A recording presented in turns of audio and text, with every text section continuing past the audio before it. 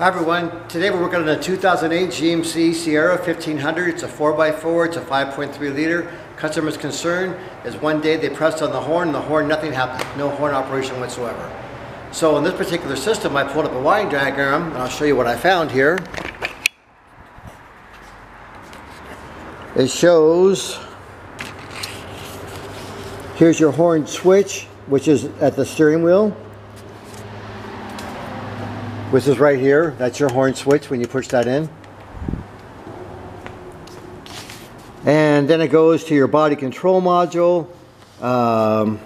It has another junction there, then it has a relay, and then it has a fuse. So and then it goes down to the left horn and the right horn.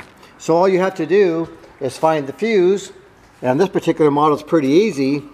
It's fuse number 29, and it says horn right on it there, and then you go up here and fuse 29 is right there.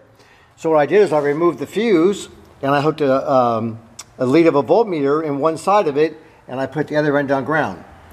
Most vehicles you don't have to have the ignition turned on to have the horn work. So we have our voltmeter, and then we're going to press the horn button, and look at that, we got 12 volts, release the horn, goes off. Press the horn, comes on. So here's a simple, effective test.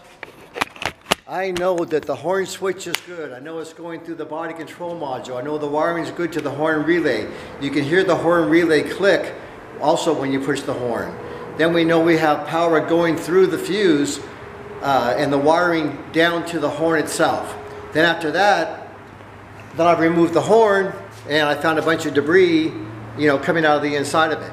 But these are very hard to access to put a meter right on there, so you just remove the fuse. That gives you a simple, effective test if you have this kind of concern. Thank you very much. Have a great day.